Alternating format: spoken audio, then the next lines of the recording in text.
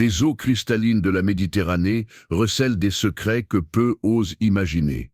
Le soleil pénètre la surface en rayons dorés, créant des motifs dansants qui descendent jusqu'à là où le temps a depuis longtemps oublié les trésors qui reposent dans l'étreinte éternelle de l'océan. Aujourd'hui, nous plongeons dans les profondeurs mystérieuses, naviguant à travers les récifs coralliens et les épaves anciennes, suivant les murmures de l'histoire qui parlent de fortunes perdues en mer. Chaque crevasse et chaque ombre peuvent cacher de l'or, des reliques ou des artefacts des siècles passés, attendant qu'un explorateur audacieux les découvre. Avec notre équipement prêt et nos cœurs battant à tout rompre, nous descendons dans les eaux translucides. La vie marine vibrante nous guide, tandis que le trésor caché de la Méditerranée nous invite dans son royaume sous-marin silencieux. En descendant plus profondément dans les eaux chaudes et bleues de la Méditerranée, la lumière du soleil s'estompe progressivement derrière nous, ne laissant que la douce lueur de nos lampes de plongée éclairer les ombres. Des bancs de poissons colorés virevoltent gracieusement à travers les jardins de corail,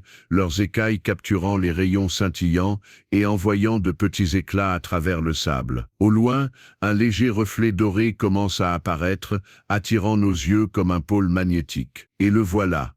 Un trésor caché, à moitié enfoui sous des couches de vase et de sable, la fortune des siècles passés, reposant intacte sous les vagues. Des lingots d'or massifs empilés de manière irrégulière, certains penchés de manière précaire contre des coffres brisés. Des pièces de monnaie se déversant comme de petits soleils hors de récipients fissurés, brillant d'un éclat riche et chaleureux. Parmi elles, des pierres précieuses de toutes les couleurs. Des rubis aussi rouges que le coucher de soleil méditerranéen, des émeraudes comme des îles boisées. Des diamants scintillants comme la lumière des étoiles capturées reposent au milieu de l'abondance. Chaque pièce, chaque lingot semble vibrer d'une histoire. Certains murmurent des histoires de équipages de pirates qui patrouillaient autrefois ces eaux, audacieux et impitoyables, ne laissant aucune carte derrière eux. D'autres parlent de galions vénitiens remplis de trésors pillés dans des contrées lointaines, coulés pour éviter la capture. Leur or repose en silence grâce à l'océan. Le courant doux transporte ces murmures dans un bourdonnement silencieux. La Méditerranée elle-même garde le souvenir de l'ambition, de la cupidité, de l'amour et de la tragédie. De petits crabes se dispersent sur le trésor. Des poissons curieux planent autour des bords et de délicats coraux ont revendiqué des morceaux de coffres brisés, transformant des objets fabriqués par l'homme en une partie vivante de ce monde sous-marin. Nous nous approchons prudemment, nos palmes remuant la vase et envoyant des nuages dansants à travers le fond de la mer. Le trésor est énorme, bien plus grand qu'il ne semblait au premier abord, et chaque poignée que nous mettons dans nos sacs en filet semble nous connecter à l'histoire elle-même. Une pièce d'or à moitié enfouie dans le sable raconte la dot perdue d'une mariée. Un collier de pierres précieuses qui était autrefois destiné à une impératrice byzantine. Une broche en rubis qui a survécu aux tempêtes des siècles. Chaque pièce brille sous nos lampes de plongée comme si elle respirait les secrets du passé. Au-dessus de nous, l'eau est calme, mais chaque mouvement semble dangereux. De forts courants tirent nos corps et le trésor, nous rappelant la puissance de l'océan. Nous ajustons notre flottabilité en prenant soin de ne pas perturber plus que nécessaire. Et la beauté saisissante de la scène nous coupe le souffle, la Méditerranée qui nous entoure est vivante, non seulement grâce aux poissons et aux coraux, mais aussi grâce aux échos de l'histoire. Les navires coulés, les fortunes perdues, les rêves et les échecs de ceux qui ont navigué sur ces eaux, tout converge dans ce monde unique, silencieux et vibrant. Plus nous descendons en profondeur, plus nous remarquons de détails. Le journal de bord d'un capitaine, détrempé et fragile, reposant près d'un coffre. Un mousquet abandonné, partiellement recouvert de sable. Les restes squelettiques d'un marin oublié depuis longtemps, sa main figée sur une pièce d'or. Chaque objet ajoute du poids à l'histoire que recèle l'océan. Chaque lingot d'or, chaque bijou étincelant, un témoignage de l'ambition humaine et des mystères de la Méditerranée. De petites méduses flottent paresseusement parmi le trésor, brillant légèrement, ajoutant une lumière éthérée au spectacle déjà hypnotisant. Nous prenons notre temps, savourant chaque instant de découverte. L'excitation de la découverte, combinée au silence saisissant des profondeurs, donne à la plongée un caractère surréaliste, presque onirique. Les ombres dansent à travers le trésor, et chaque surface réfléchissante, de l'or au diamant en passant par les écailles argentées des poissons, crée un kaléidoscope de couleurs qui semble vivant. Le fond de l'océan ici est plus que du sable et des pierres. C'est une archive vivante et respirante de l'histoire, à la fois cimetière et musée. Les courants changent, déplaçant nos lumières en motifs ondulants sur l'abondance. Et nous nous souvenons du nombre de mains, de vies et de tempêtes qui ont interagi avec ce trésor. Des pirates qui l'ont caché, des marins qui se sont battus pour lui, des marchands qui l'ont perdu, des tempêtes qui ont réclamé des navires. La Méditerranée a tout vu. Et pourtant, il repose ici intact, attendant ceux qui sont assez courageux pour en être témoins, pour reconstituer les histoires cachées sous des couches de sable et de temps. Chaque mouvement dans l'eau semble amplifié. Le bruit de nos détendeurs, le tourbillon de la vase, les cliquetis et les grattements des poissons explorant le trésor englouti, tout se combine en une symphonie des profondeurs. Nous nous sentons comme des voyageurs dans le temps, atteignant les siècles passés, touchant les vestiges de l'ambition, du courage, de la cupidité et de l'amour conservé gelé sous les vagues. Même si nous ramassons tout ce que nous pouvons, le trésor semble infini, impossible à appréhender dans son intégralité. Chaque pièce et chaque gemme est l'étincelle d'une histoire qui attend d'être racontée. Au-dessus, la surface scintille légèrement au loin, nous rappelant que le monde que nous connaissons continue d'exister au-dessus des vagues. En dessous, nous sommes suspendus dans un royaume où l'histoire, la nature et le mystère s'entremêlent, où chaque mouvement révèle quelque chose de nouveau, et où la Méditerranée garde ses secrets, les chuchotant uniquement à ceux qui osent descendre. Alors que nous nous préparons enfin à remonter, le trésor brille derrière nous une dernière fois. Un souvenir scintillant d'un monde aussi beau que dangereux, aussi riche en merveilles qu'en histoire. L'eau appuie doucement contre les plongeurs, alors qu'ils descendent plus profondément dans la coque coulée du navire. Un géant silencieux reposant sous les vagues de la Méditerranée, les faisceaux de lumière provenant de la surface s'estompent dans une brume turquoise étouffante. Et le seul éclairage provient de la lueur constante de leurs torches scintillant à travers le bois déformé, le métal tordu et le trésor étincelant éparpillé dans la cale. Chaque pas, chaque battement de palme envoie de petits nuages de vase flotter dans l'eau environnante, donnant à la scène un aspect vivant, presque respirant au rythme lent de l'océan. Devant eux, un énorme tas de lingots d'or s'élève comme un mur doré, certains brillant légèrement, d'autres partiellement enfouis sous des décennies de sable et de vases accumulés. Les bords des lingots sont usés et entaillés, portant les cicatrices du temps, des collisions et de l'étreinte sans fin de la mer. Entremêlés alors, des fragments de coffres révèlent de délicates rangées de perles, des pierres précieuses usées et des pièces de monnaie tachées. Chaque artefact raconte sa propre histoire de rêves de marins, de ports exotiques et de voyages qui n'ont jamais été achevés.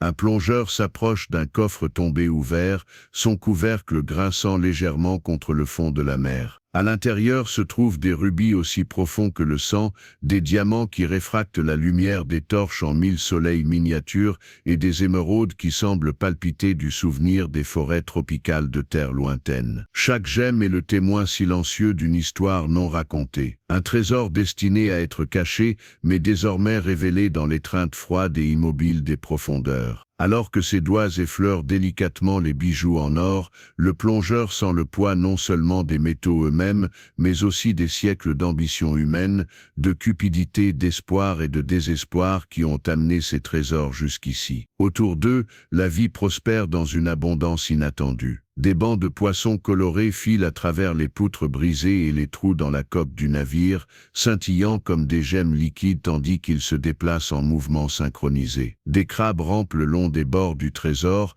inspectant prudemment les intrus, tandis que des coraux mous et des éventails de mer s'accrochent au métal, se balançant rythmiquement au gré du courant. Une murène solitaire émerge d'un coin ombragé, ses yeux reflétant la lumière des torches avant de glisser silencieusement dans l'obscurité. Les plongeurs se déplacent avec précaution, communiquant par signe de la main, tandis qu'ils glissent des lingots d'or et des pierres précieuses dans des sacs en filet. Chaque mouvement est délibéré.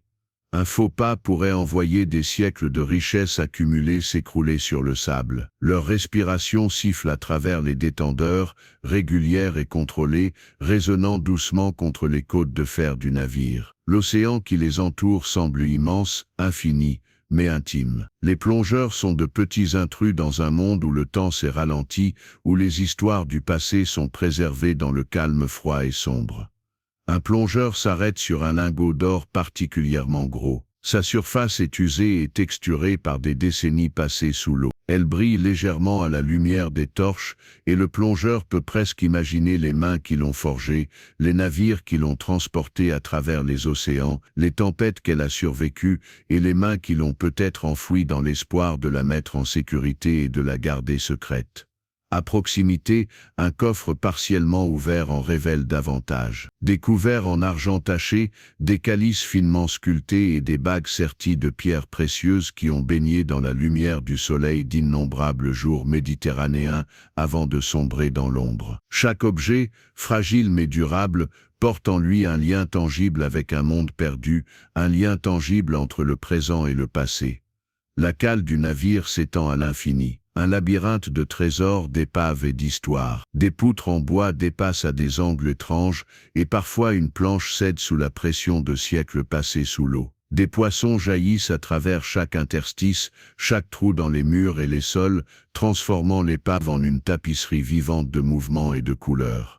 En naviguant dans les couloirs, les plongeurs trouvent des vestiges de la vie humaine. Des lanternes rouillées, une boussole cassée, des fragments de journaux de bord dont les pages se sont désintégrées depuis longtemps, mais dont la présence évoque le poids de l'effort humain. Le même courage et la même curiosité qui poussent aujourd'hui ces explorateurs à aller de l'avant.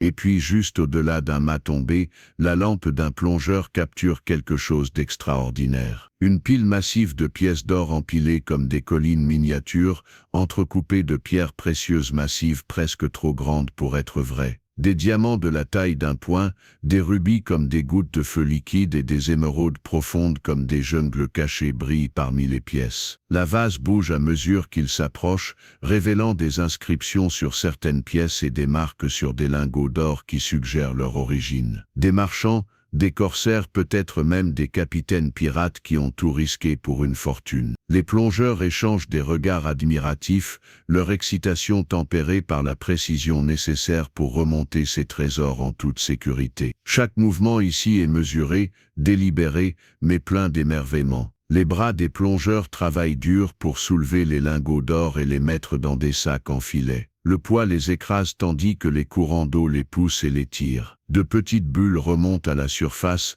capturant des fragments de lumière tandis que l'océan semble danser autour d'eux, portant le bourdonnement de la vie, les murmures de l'histoire et les récits silencieux d'innombrables âmes qui ont un jour navigué sur les mers. Dans cette cathédrale submergée de trésors et d'épaves, la frontière entre la vie et la mort, le passé et le présent, l'humain et l'océan s'estompent, ne laissant qu'un profond sentiment d'admiration et de révérence.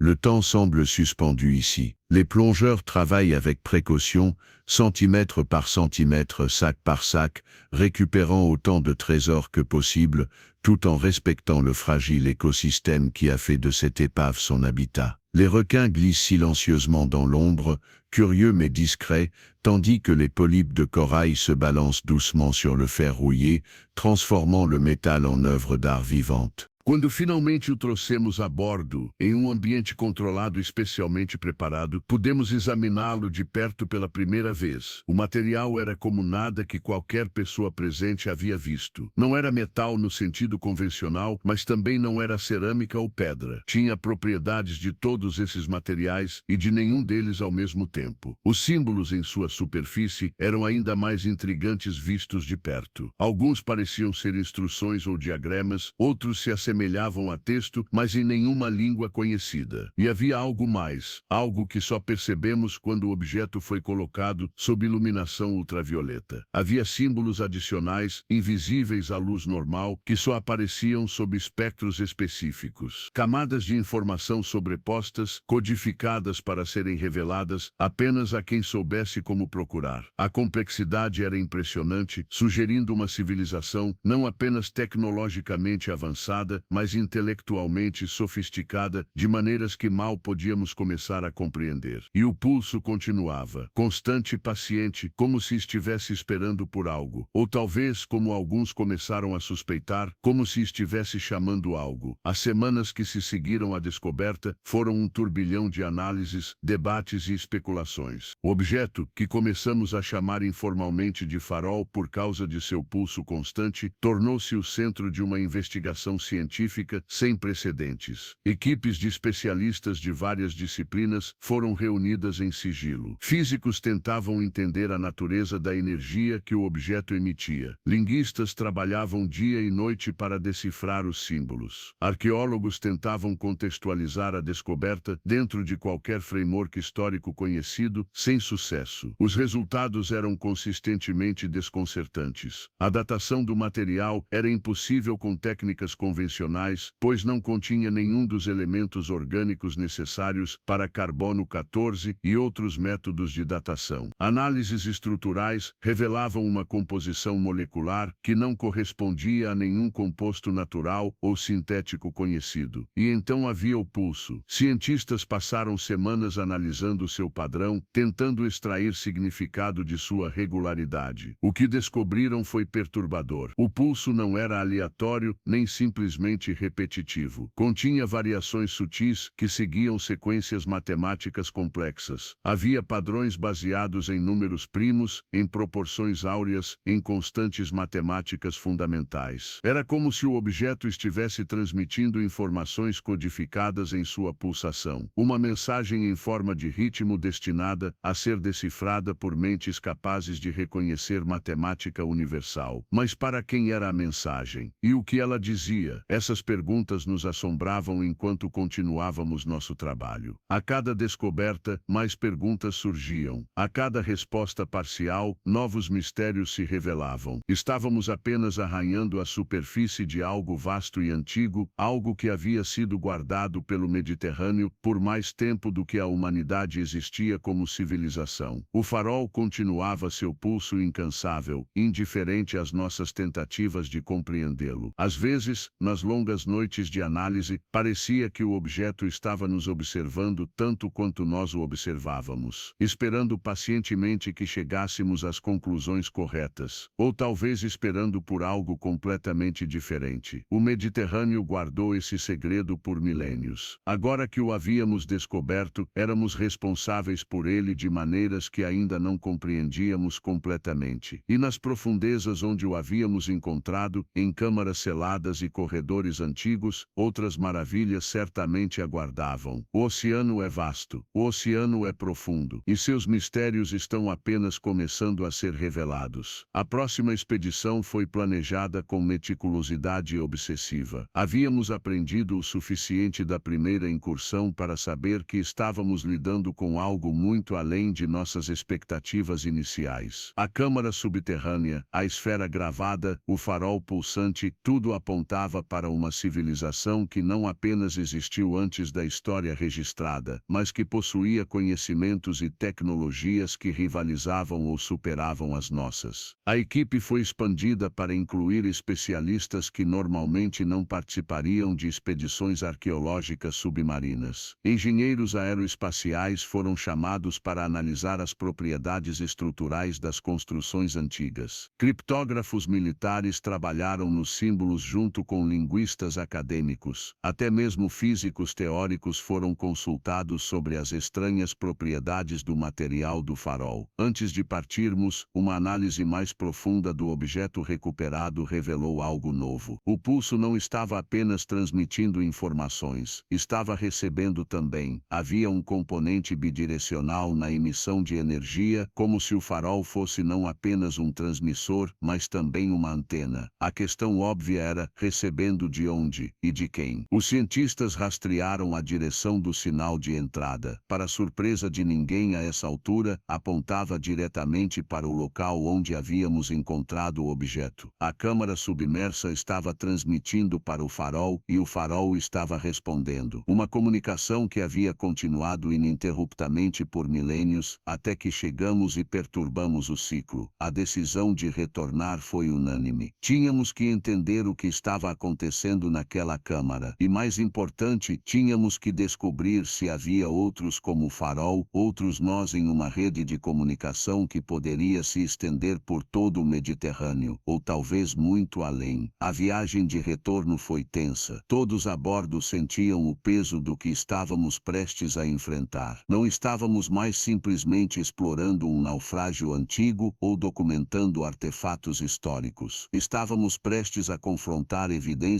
de uma humanidade anterior à nossa própria história, uma civilização que havia dominado tecnologias que ainda não compreendíamos. Quando chegamos ao local, as primeiras varreduras de sonar revelaram mudanças. A estrutura submersa parecia diferente das leituras anteriores. Não radicalmente, mas suficientemente para ser notável. Algumas das formações que havíamos documentado pareciam ter se movido. Algumas das aberturas que havíamos explorado pareciam maiores. O comandante sugeriu que poderiam ser efeitos de correntes ou atividade sísmica menor, mas nenhum de nós realmente acreditava nisso. Algo estava acontecendo nas profundezas, algo relacionado à remoção do farol ou talvez simplesmente ao nosso retorno. Chaque lingot d'or, chaque pierre précieuse, chaque pièce de monnaie récupérée est un fragment d'histoire ressuscité. Un moment réclamé aux profondeurs et un témoignage de la puissance et du mystère éternel de l'océan. Une fois qu'ils ont fini de récupérer le dernier trésor visible, les plongeurs font une pause. Ils flottent au milieu des débris, la lumière des torches scintillant sur l'or et les bijoux, projetant des motifs dansants sur les parois, le sable et les vestiges d'un navire qui fut autrefois le vecteur de rêves et d'ambition. Les courants de la Méditerranée poursuivent leur mouvement lent et éternel. Pourtant, ici, dans ce coin fragile et éclairé des profondeurs, l'histoire attend. Silencieuse et patiente, ses secrets enfin révélés, même si ce n'est que pour un instant fugace. Le rove manœuvre lentement dans les couloirs étroits et ombragés de l'épave, ses lumières perçant le bleu trouble de la Méditerranée profonde. Chaque faisceau révèle des couches d'histoire préservées dans les eaux froides et sous pression. Le premier aperçu des cabines passagers est aussi saisissant qu'hypnotisant. Des espaces autrefois luxueux gisent désormais figés dans un état de décadence émouvant. Les panneaux de bois finement sculptés et autrefois brillants se sont déformés et assombris après des siècles d'immersion. Les sols, où s'étendaient autrefois des tapis aux motifs riches, sont désormais recouverts des restes de malles et d'effets personnels éparpillés, flottant paresseusement dans les courants d'eau agités par les propulseurs du rove. Dans les suites de première classe, le luxe est évident, même en ruine. Les restes de fauteuils rembourrés sont appuyés contre les murs, leurs tissus délavés et déchirés, des fils flottant dans l'eau comme des rubans éthérés. Les tables autrefois polies à la perfection sont recouvertes d'un fin sédiment. Pourtant, les accessoires en laiton brillent comme pour rappeler aux spectateurs leur ancienne élégance. Dans les tiroirs ouverts, des objets personnels murmurent des histoires de vie individuelles. Des brosses à cheveux en argent, des peignes, des lettres soigneusement pliées, des montres de poche encore rangées dans leurs étuis en cuir. La conservation est remarquable, l'environnement froid et sombre agissant comme un coffre-fort naturel, préservant ces pièces intimes de l'histoire depuis plus d'un siècle. En avançant dans les couloirs, le rove pénètre dans les cabines de deuxième classe. Les espaces sont plus petits, plus simples, mais tout aussi évocateurs. Des couchettes restent empilées contre les murs, la literie est depuis longtemps détériorée, mais des traces de tissu s'accrochent obstinément aux structures. Les effets personnels des voyageurs sont éparpillés sur le sol, livres, petits jouets, lunettes et pièces de monnaie. Chaque objet est un lien tangible avec les espoirs, les routines et les rêves des passagers qui traversaient la Méditerranée. La juxtaposition de l'opulence des cabines de première classe et de la simplicité des espaces de deuxième classe met en évidence les stratifications sociales de l'époque, même sous la surface de l'eau. Dans certaines cabines, des squelettes sont restés dans leur position finale, partiellement vêtus de tissus détériorés, leurs effets personnels encore à portée de main. Des bagues et des broches brillent faiblement sous les lumières du rove.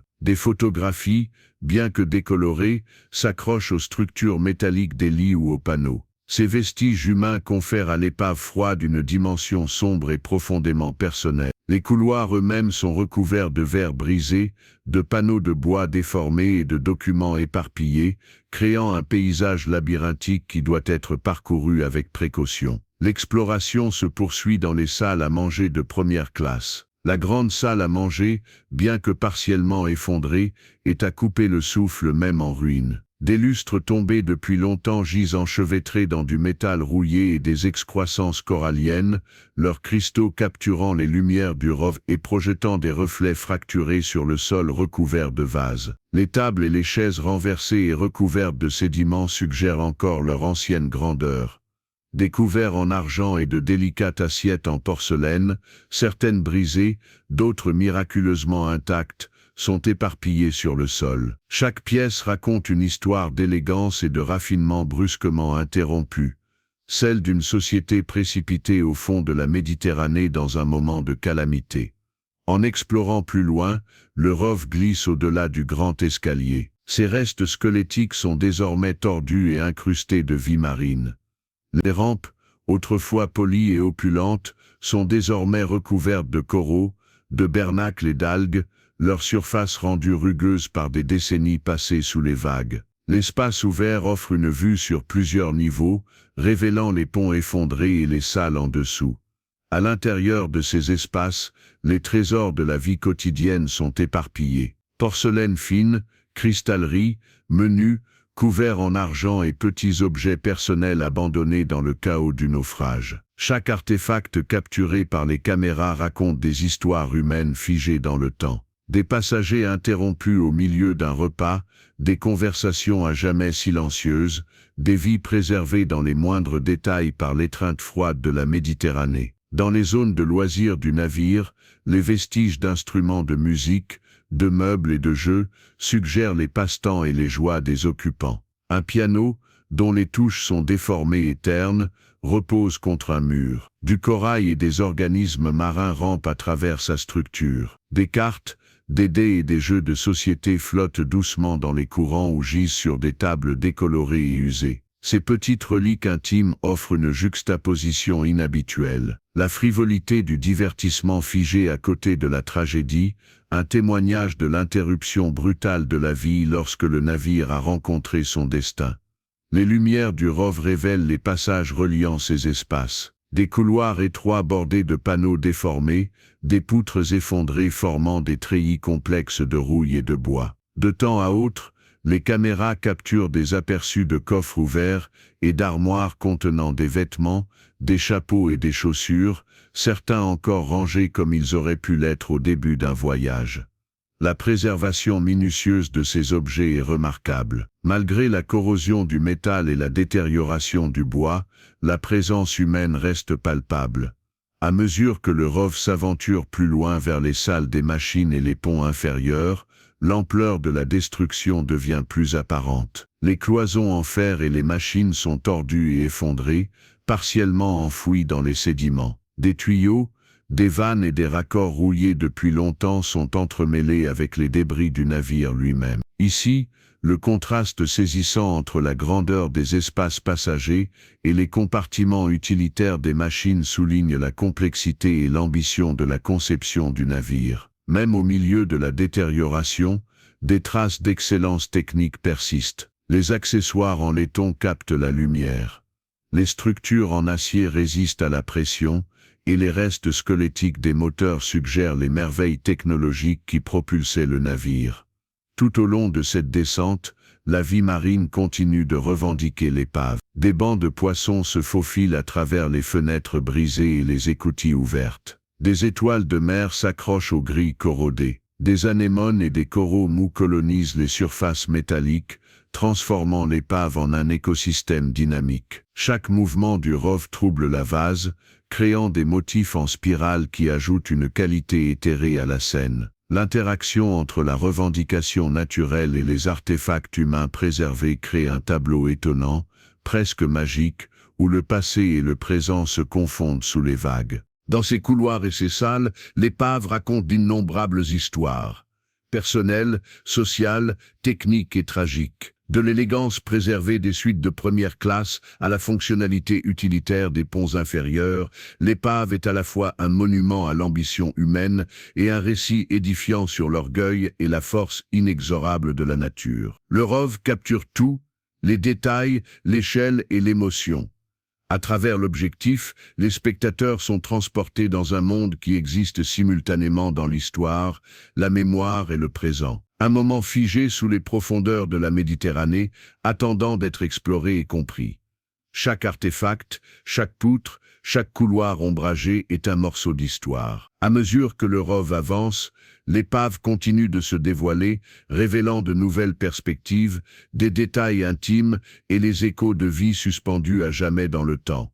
Ce n'est pas simplement une épave, c'est un récit vivant, une convergence d'histoires, de tragédies et de merveilles sous-marines.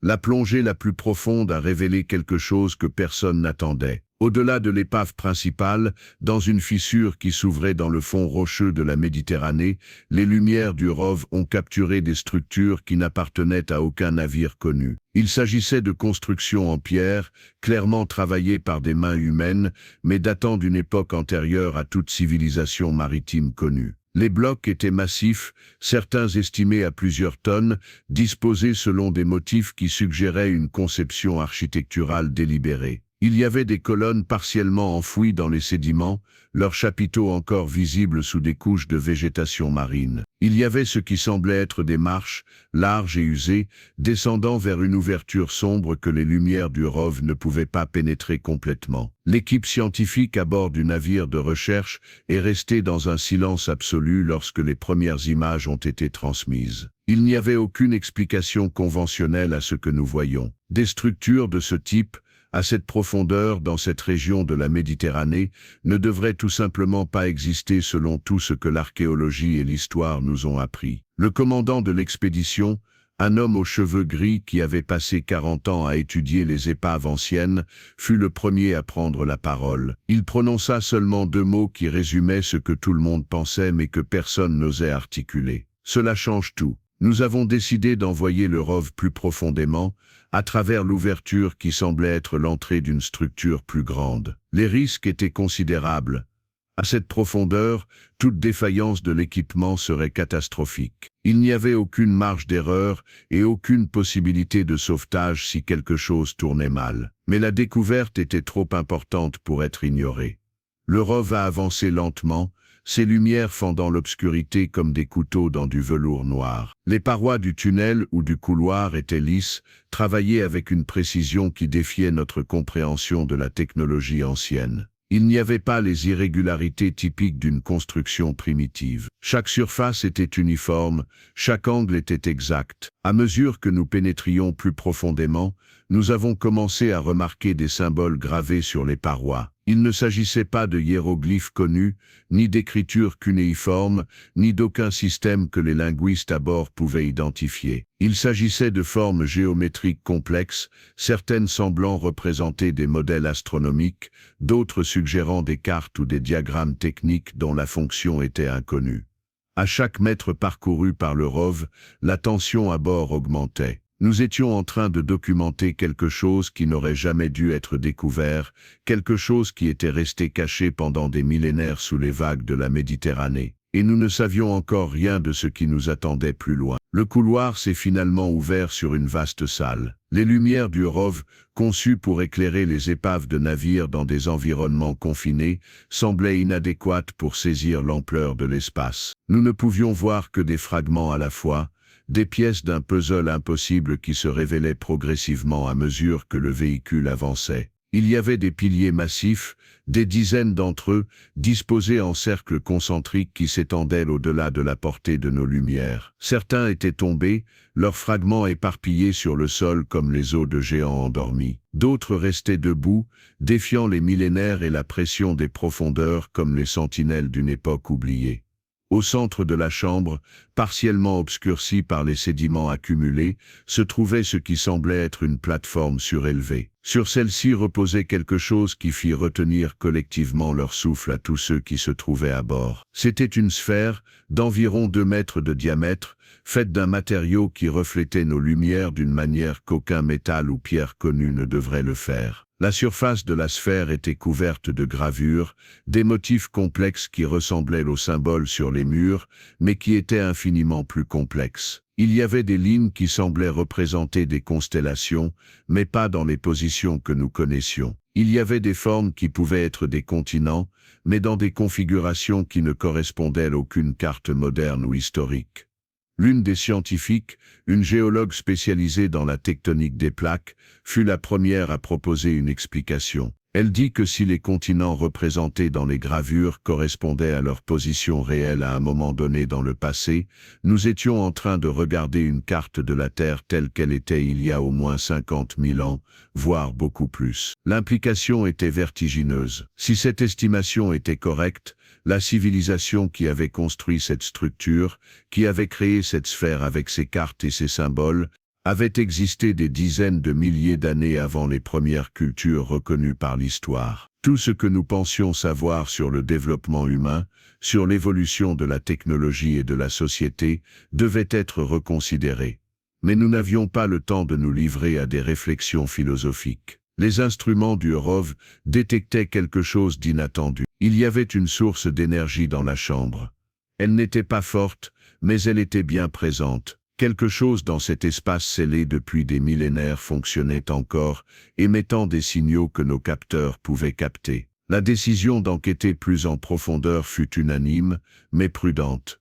Nous avons dirigé le ROV vers la source de l'émission, nous déplaçant lentement entre les piliers effondrés et évitant les structures qui semblaient moins stables. À mesure que nous nous approchions, la nature de la source est devenue plus claire. Ce n'était pas la sphère centrale, comme nous l'avions initialement supposé. C'était quelque chose de plus petit, situé dans une alcôve latérale partiellement effondrée. Une boîte ou un récipient de quelque sorte, fait du même matériau réfléchissant que la sphère, mais à une échelle beaucoup plus petite.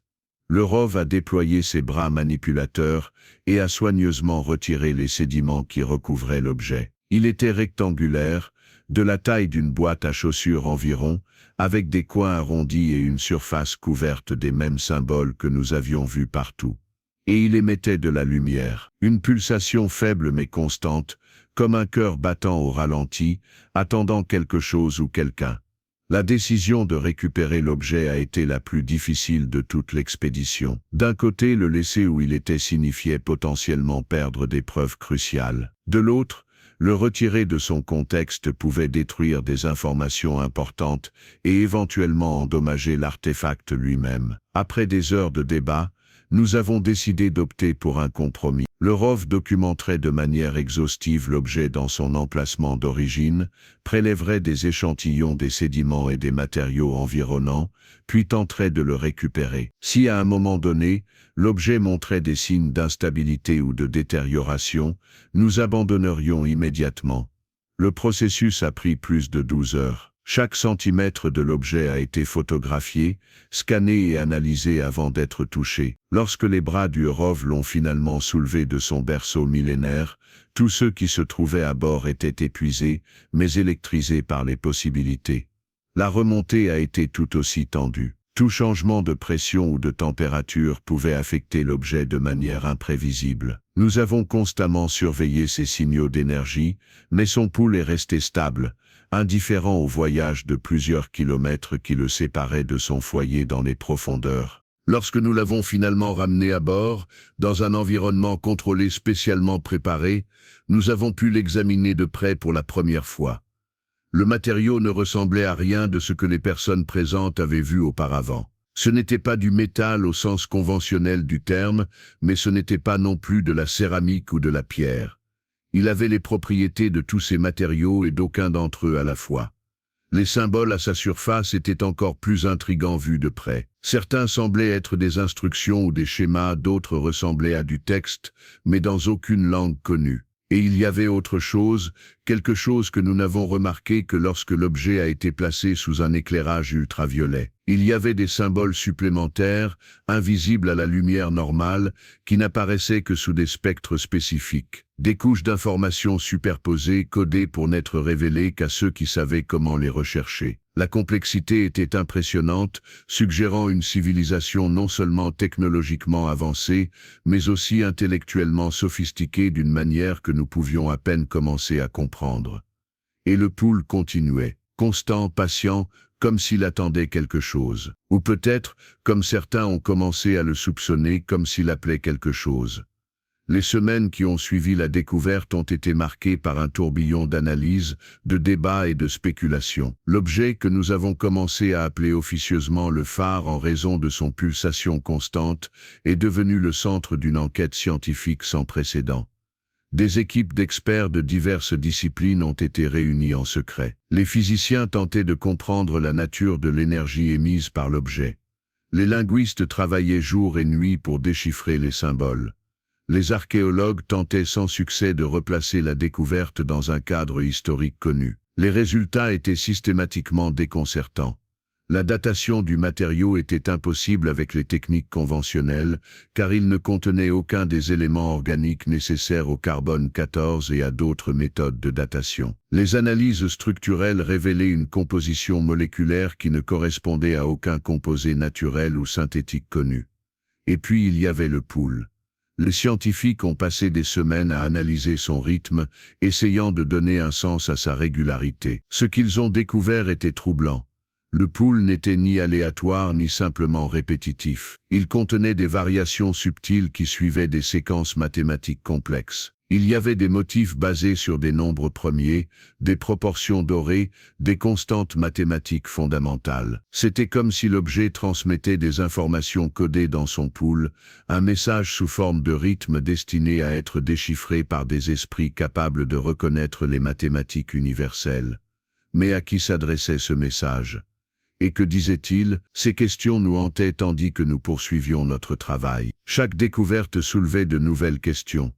Chaque réponse partielle révélait de nouveaux mystères. Nous ne faisions qu'effleurer la surface de quelque chose de vaste et d'ancien, quelque chose qui avait été conservé par la Méditerranée depuis plus longtemps que l'humanité n'existait en tant que civilisation. Le phare continuait son travail inlassable, indifférent à nos tentatives de le comprendre. Parfois, pendant les longues nuits d'analyse, il semblait que l'objet nous observait autant que nous l'observions, attendant patiemment que nous arrivions aux bonnes conclusions, ou peut-être attendant quelque chose de complètement différent.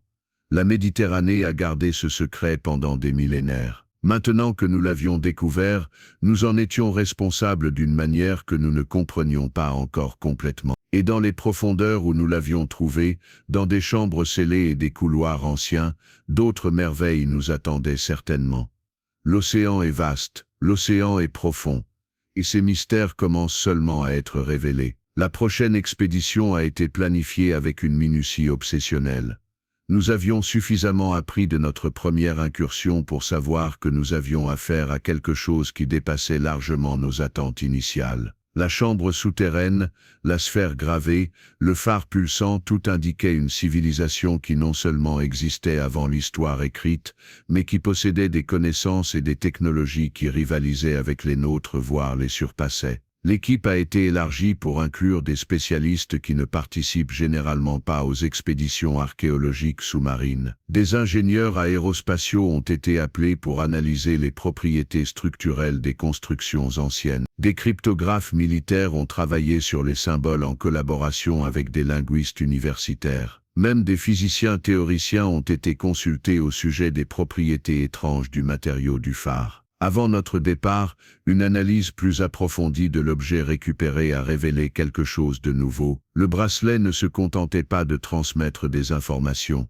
Il en recevait également. Il y avait une composante bidirectionnelle dans l'émission d'énergie, comme si le phare était non seulement un émetteur, mais aussi une antenne. La question évidente était de qui et d'où recevait-il ces informations. Les scientifiques ont suivi la direction du signal entrant. À la surprise de personne à ce stade, il pointait directement vers l'endroit où nous avions trouvé l'objet. La chambre submergée transmettait au phare, et le phare répondait. Une communication qui s'était poursuivie sans interruption pendant des millénaires, jusqu'à ce que nous arrivions et perturbions le cycle. La décision de revenir fut unanime. Nous devions comprendre ce qui se passait dans cette chambre. Et surtout, nous devions découvrir s'il existait d'autres phares comme celui-ci, d'autres nœuds dans un réseau de communication qui pouvait s'étendre à toute la Méditerranée, voire bien au-delà. Le voyage de retour fut tendu. Tous à bord ressentaient le poids de ce qui nous attendait. Nous n'étions plus simplement en train d'explorer une épave ancienne ou de documenter des artefacts historiques. Nous étions sur le point de confronter des preuves d'une humanité antérieure à notre propre histoire, une civilisation qui avait maîtrisé des technologies que nous ne comprenions pas encore. Lorsque nous sommes arrivés sur place, les premiers balayages sonars ont révélé des changements. La structure submergée semblait différente des lectures précédentes. Pas radicalement, mais suffisamment pour être remarquable. Certaines des formations que nous avions documentées semblaient avoir bougé. Certaines des ouvertures que nous avions explorées semblaient plus grandes. Le commandant a suggéré que cela pouvait être dû à des courants ou à une activité sismique mineure. Mais aucun d'entre nous n'y croyait vraiment. Quelque chose se passait dans les profondeurs, quelque chose lié à l'enlèvement du phare ou peut-être simplement à notre retour. Le nouveau ROV que nous avons envoyé était plus avancé que le précédent, équipé de capteurs plus sensibles et de bras manipulateurs plus précis.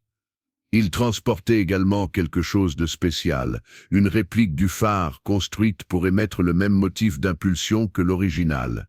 L'idée était que si la chambre attendait une réponse, nous pourrions simuler cette réponse et observer la réaction. La descente a révélé d'autres changements. Le couloir menant à la chambre principale était plus éclairé qu'auparavant, non pas par nos lumières, mais par une faible lueur émanant des murs eux-mêmes. Les symboles que nous avions photographiés précédemment semblaient désormais plus nets, comme s'ils avaient été rechargés ou réactivés d'une manière ou d'une autre. Lorsque le ROV est entré dans la chambre principale, tout le monde à bord a retenu son souffle. L'espace était transformé. Les piliers qui étaient restés sombres lors de notre première visite émettaient désormais de la lumière à partir de leurs gravures. La sphère centrale tournait lentement, ce qu'elle ne faisait certainement pas auparavant, et l'air, ou plutôt l'eau environnante, semblait chargée d'énergie, faisant osciller les capteurs du ROV d'une manière que nous ne pouvions expliquer. Nous avons positionné le ROV près de l'endroit où nous avions trouvé le phare et avons activé la réplique. L'effet a été immédiat et spectaculaire. Toute la salle semblait s'être réveillée. Des lumières parcouraient les piliers selon des motifs complexes. La sphère a accéléré sa rotation. Des sons, ou des vibrations que nos capteurs ont interprétées comme des sons, ont commencé à émaner des murs. C'était comme si nous avions actionné un interrupteur qui était resté éteint pendant des millénaires. Et puis le message est arrivé. Pas sous forme de mots, exactement. Pas sous forme de sons, bien qu'il y ait eu une composante sonore. C'était plutôt comme une impression directe, une transmission qui contournait en quelque sorte nos sens normaux et communiquait directement avec notre esprit. Tous à bord ont rapporté des expériences similaires, bien que les interprétations variaient.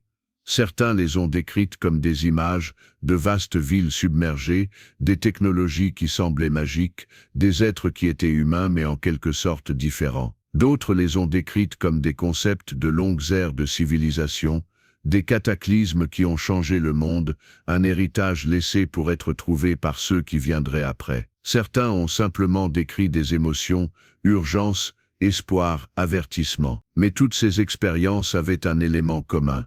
Le sentiment que nous n'étions pas seuls, que quelque chose nous observait, attendait, évaluait, et que notre arrivée avait déclenché un processus irréversible. La communication n'a duré que quelques minutes, même si elle a semblé beaucoup plus longue à ceux qui l'ont vécue. Une fois terminée, la chambre est revenue à son état initial, les lumières s'estompant, la sphère ralentissant, le silence profond reprenant le dessus. Mais nous avions tous été transformés d'une manière que nous ne comprenions pas encore complètement. Nous avons passé des heures à analyser ce qui s'était passé. Les enregistrements du ROV montraient les changements dans la chambre, confirmant que nous n'avions pas imaginé ou halluciné collectivement. Mais il n'y avait aucune trace du message lui-même, aucune donnée pouvant être analysée ou archivée. La communication s'était produite à un niveau que nos instruments ne pouvaient pas capter. Les débats qui ont suivi ont été intenses et parfois houleux. Qu'avions-nous vécu? Qu'est-ce que cela signifiait? Et surtout, que devions-nous faire à ce sujet? Certains soutenaient que nous devions immédiatement informer les autorités, révéler nos découvertes au monde entier. D'autres insistaient pour garder le secret jusqu'à ce que nous comprenions mieux ce que nous avions trouvé. Certains voulaient poursuivre l'exploration immédiatement. D'autres pensaient que nous devions battre en retraite, étudier ce que nous avions déjà et procéder avec une extrême prudence. Finalement, c'est l'océan lui-même qui a décidé pour nous. Le lendemain matin, des capteurs sismiques ont détecté une activité inhabituelle dans la région. Il ne s'agissait pas d'un tremblement de terre classique, mais de quelque chose de différent, une série de vibrations rythmiques qui semblaient émaner des structures sous-marines. C'était comme si la chambre communiquait à nouveau, mais pas avec nous. La transmission était dirigée vers un endroit au fond de la Méditerranée, vers d'autres structures que nous n'avions pas encore découvertes. Puis les réponses sont arrivées. À partir de multiples points autour de la mer, des signaux similaires ont commencé à être détectés. D'abord un, puis 3, puis une douzaine. C'était comme regarder un réseau s'éveiller, nœud, après des millénaires d'hibernation. Ce que nous avions déclenché était en train de se propager, et nous n'avions aucune idée de l'endroit où cela s'arrêterait. Les mois suivants ont été consacrés à cartographier l'étendue du phénomène. Ce que nous avons découvert a dépassé nos attentes les plus optimistes, ou selon le point de vue, nos pires craintes. Le réseau de structures sous-marines s'étendait à travers toute la Méditerranée. Il y avait des nœuds importants près des côtes de pratiquement tous les pays bordant la mer. Certains se trouvaient dans des eaux peu profondes, potentiellement accessibles aux plongeurs. D'autres gisaient à des profondeurs que même nos roves les plus avancés pouvaient à peine atteindre. Et cela ne concernait pas seulement la Méditerranée. L'analyse des données sismiques historiques a révélé des schémas similaires dans d'autres océans. L'Atlantique présentait des concentrations d'activité près des Açores et des Caraïbes. Le Pacifique présentait des anomalies autour des îles Marshall et de la Polynésie. Il y avait même des indices de structures sous les glaces de l'Antarctique, bien qu'il fût impossible de les confirmer avec les ressources disponibles. Ce que nous avions trouvé n'était pas un site archéologique isolé. C'était la preuve d'une civilisation mondiale qui avait existé et disparu avant l'émergence de toute culture connue. Une civilisation qui avait laissé derrière elle une infrastructure technologique à l'échelle planétaire, endormie mais pas morte, attendant d'être redécouverte. Les implications étaient vertigineuses. Si cette civilisation avait maîtrisé des technologies qui lui permettaient de construire à l'échelle mondiale, qu'avait-elle accompli d'autre? Si elle avait disparu malgré toute sa puissance et ses connaissances, qu'avait causé sa chute? Et si ces structures fonctionnaient encore après des millénaires, que pourrait signifier ce réveil pour le monde moderne? Ces questions dominaient nos discussions, nos recherches, nos rêves. Et sous-jacente à tout cela, il y avait une certitude grandissante que nous ne voyions que la surface de quelque chose de beaucoup plus grand et plus complexe. Le phare original continuait de battre dans notre laboratoire de recherche communiquant apparemment avec le réseau qui s'étendait sous les océans. Nous avons essayé de décoder ces transmissions, de comprendre ce qui était communiqué, mais les progrès étaient lents. Le langage, ou le code ou quoi que ce fût, fonctionnait selon des principes que nous n'avions pas encore maîtrisés. Mais parfois des fragments de sens émergeaient. Des images d'un monde différent, où les continents avaient des formes différentes, et où les étoiles occupaient des positions différentes dans le ciel. Des concepts qui semblaient être des instructions ou des avertissements. Et toujours sous-jacent à tout cela, ce sentiment d'urgence, d'un temps qui s'écoulait. L'une des scientifiques, une astrophysicienne qui avait rejoint l'équipe après la découverte du réseau mondial, a proposé une théorie qui semblait au départ trop absurde pour être prise au sérieux. Mais à mesure que nous accumulions des données, son hypothèse a pris de l'importance. Elle suggéra que l'ancienne civilisation n'avait pas simplement disparu. Elle était partie. Elle n'était pas morte, mais avait émigré. Ou elle ne savait pas le dire. Peut-être vers une autre planète, peut-être vers une autre dimension, peut-être vers un endroit que nos conceptions actuelles de la physique ne pouvaient même pas décrire. Les structures qu'ils avaient laissées derrière eux, selon cette théorie, n'étaient pas des ruines. C'étaient des instructions, un guide pour ceux qui viendraient après, leur montrant le chemin qu'ils avaient suivi, leur offrant la possibilité de suivre le même chemin. C'était une idée vertigineuse, presque religieuse dans ses implications. et nous n'avions aucun moyen de la prouver ou de la réfuter avec les données disponibles. Mais quelque chose en elle faisait écho aux expériences que nous avions vécues dans la chambre submergée. Le sentiment d'une invitation. L'impression qu'un chemin nous était offert. La Méditerranée continuait à suivre son rythme éternel, ces vagues baignant des côtes qui avaient vu naître et mourir des empires. Mais sous ces eaux, quelque chose d'ancien s'éveillait. Et nous, ces découvreurs involontaires, devions décider quoi faire de cette connaissance. Certains d'entre nous voulaient tout révéler, partager cette découverte avec le monde, et laisser l'humanité décider collectivement de la marche à suivre. D'autres plaidaient pour la prudence, pour davantage de recherche, pour la compréhension avant l'action. Quelques-uns, perturbés par ce que nous avions vu et ressenti, voulaient simplement battre en retraite, fermer les portes que nous avions ouvertes, et faire comme si rien ne s'était passé. Mais l'océan se moquait bien de nos délibérations. Le processus que nous avions déclenché se poursuivait indépendamment de nos intentions. Le réseau vibrait. Les structures communiquaient entre elles. Et quelque part dans les profondeurs, quelque chose de très ancien et de très patient observait et attendait. La Méditerranée avait gardé ce secret plus longtemps que l'humanité n'existait en tant qu'espèce. Et maintenant, par accident ou par destin, nous étions devenus partie intégrante de cette histoire. Ce qui allait suivre dépassait notre capacité à prévoir. Mais une chose était sûre, le monde que nous connaissions ne serait plus jamais le même.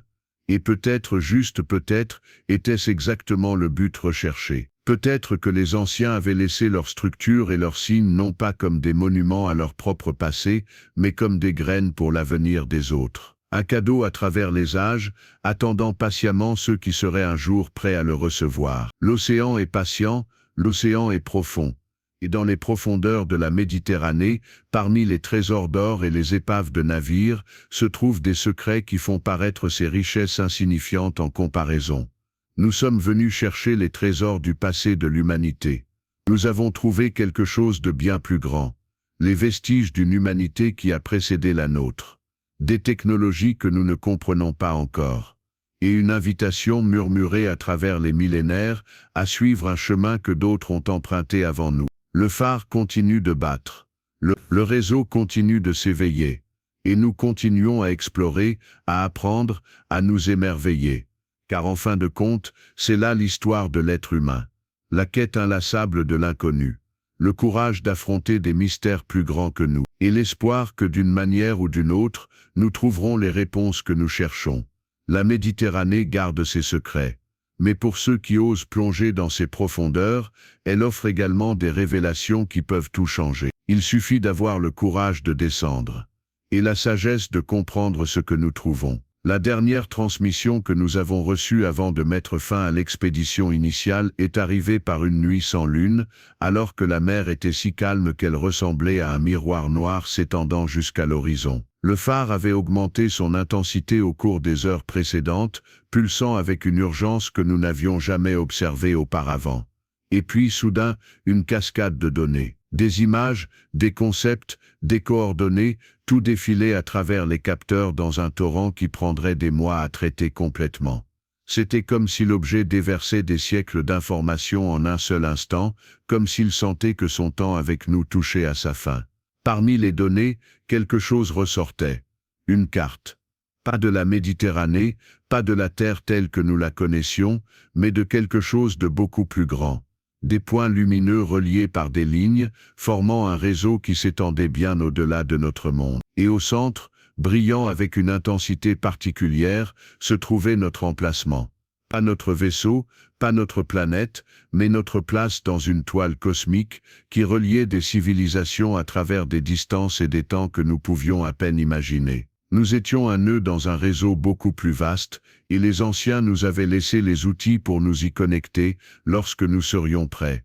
La transmission s'est terminée aussi brusquement qu'elle avait commencé. Le phare est revenu à son rythme normal, comme si rien de spécial ne s'était produit. Mais tous à bord savions que nous avions été témoins de quelque chose de monumental. Une révélation qui changerait le cours de l'humanité si nous avions la sagesse de l'utiliser correctement. Les trésors d'or et de bijoux que nous avions trouvés dans les épaves de la Méditerranée étaient insignifiants en comparaison. Les richesses matérielles qui avaient autrefois fait rêver les pirates et les marchands semblaient désormais être les vestiges d'une époque plus simple, où l'humanité ne savait pas encore à quel point l'univers était vaste et à quel point sa place dans celui-ci était minuscule. Mais peut-être que cela a toujours été la véritable leçon des trésors engloutis. Non pas l'or en soi, mais ce qu'il représentait. L'ambition humaine d'aller au-delà de l'horizon connu. Le courage de tout risquer à la recherche de quelque chose de plus grand. Et la persévérance à continuer d'explorer,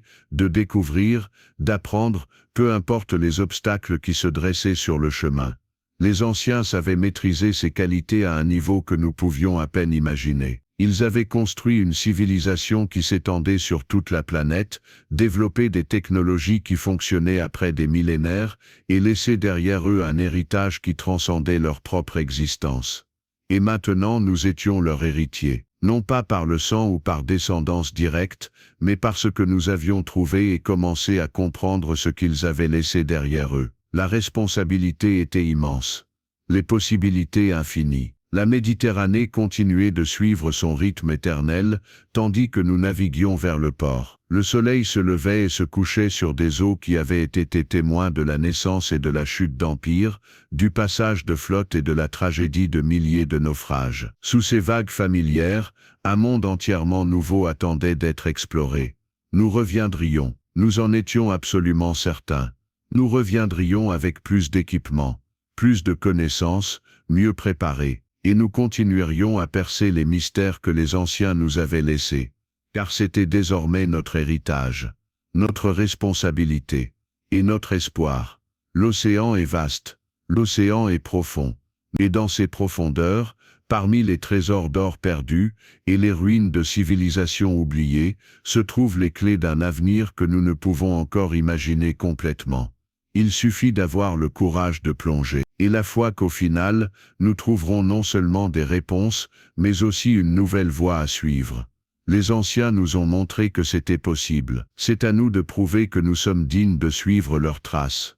Et ainsi notre histoire continue. Elle ne s'achève pas, car les histoires comme celle-ci ne s'achèvent jamais vraiment. Elles se transforment, évoluent, se connectent à d'autres histoires dans un réseau infini de découvertes et d'émerveillements. La Méditerranée garde ses secrets, mais pour ceux qui osent les chercher, elle offre aussi des trésors qui dépassent l'imagination. Des trésors d'or et d'argent, certes, mais aussi des trésors de connaissance, de compréhension, de connexion avec quelque chose de bien plus grand que nous-mêmes. Ce sont là les véritables trésors des profondeurs, et ils attendent ceux qui sont assez courageux pour les chercher.